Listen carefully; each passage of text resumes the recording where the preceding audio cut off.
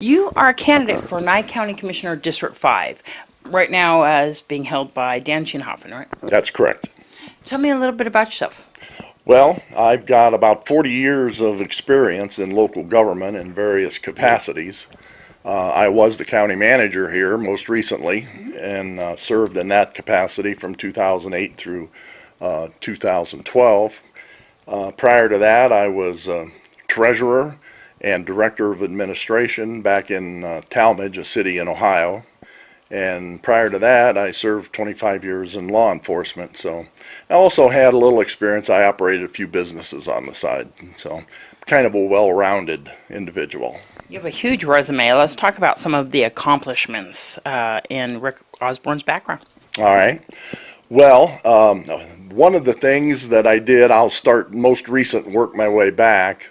While county manager, I implemented an ad hoc committee. And the purpose of that was because from the time I got out here, everybody was talking about all the problems with economic development, that businesses would come here, want to locate here, and it was like a maze for them. So I tried to make that a little simpler by attracting the local businessmen to come and be part of the ad hoc committee, and it was my committee to try and find out where the problem areas were and how we could fix them. Is that committee still standing now? I understand it's not, so I don't know. But when I was there as county manager, it was intact and we had regular meetings. And that's important to bring economic development to our town, and county manager is definitely in a position to do that, as well as a county commissioner.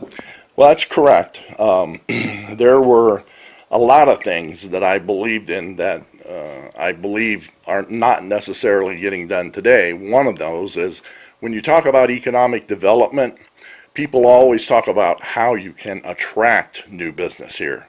And that's important. But something that gets overlooked, and in my opinion, is we don't tend to the businesses that are already here. So my stress is to try and go to those businesses and say, how are we doing? Are we doing things that complicate your life? And what can we do to help you make your business better? If we just ask a few simple questions like that, I think it'll go a long way. And definitely those people are in the position to tell you what's really going on the front lines. Absolutely. I mean, they're experiencing it. So if we've got something that's complicating things for them, that's how we're going to find out. Tell me a little bit about the smart growth principles creating JED. All right. Well, those are two different things. Smart growth principles, basically, in a nutshell, is we will try, in applying smart growth principles, to not put a square peg in a round hole. And that's it in a nutshell. It's just trying to use your head a little bit and some common sense in how you grow. The JED that you referred to was something I created back in Ohio, a Joint Economic Development District. And back in Ohio, you had income taxes. You don't have those out here. But cities could enact income taxes. Townships and villages, not necessarily so. So we partnered with an adjacent community that was a township, worked out an arrangement with them where we would share the income tax by being able to level it and then help with economic growth, so everybody won on that. Do you think that's a good idea for prom? I think it could be. We have to find first what kind of things, you could partner with another community. But since we're so sparsely populated out here, and Pahrump is like 400 square miles in area, you're not going to be able to go to Clark County to Las Vegas and bounce that off of them. They don't need it. But if that concept would present itself here with some other communities that we could arrange that kind of thing with, then I think it would be good to do. What's some of the other accomplishments? Well, let's see. I talked about the Joint Economic Development District. When I was in law enforcement, again, I'm demonstrating a little bit here how I believe in thinking outside the box. So we created a regional SWAT team where the communities of, I think there were 18 different cities that we organized and pulled together to create a SWAT team that would respond to problems in any of those. So they got that service for a lot less money. And then you want to fight for the protection of water, wells, economic growth, the roads. Tell me a little bit more about that.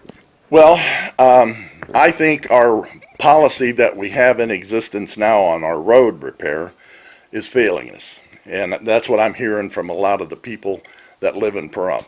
They're saying that whatever the system is, it doesn't seem to be working. And so in my opinion, if the system is failing us, then we may need to change that system. So that's what I'm advocating for. And for a little bit about transparent budgeting. Yes, right now, if you look at the budget that's on the website, it'll give you line items for like the sheriff's office or public works or building and grounds. And it just kind of gives you what it costs for salary, what it costs for benefits and so forth. And I think you have to drill down further to look at what are the programs. So I'm an advocate of program-based budgeting, and that's what I am talking about with that. Do you have any upcoming meet and greets? Yes, there's one at the VFW on October the 9th at 6 p.m. over on Homestead. And the public's invited to come on down and meet you, talk about more things in detail. I believe it's open to the public. Yeah, it's organized by the VFW. If there's any way that they can contact you, do you have a website or email I or do. phone number? www.rickosborne, that's OSBORNE, 5.com. And there's more information on there than you probably ever wanted to know about me.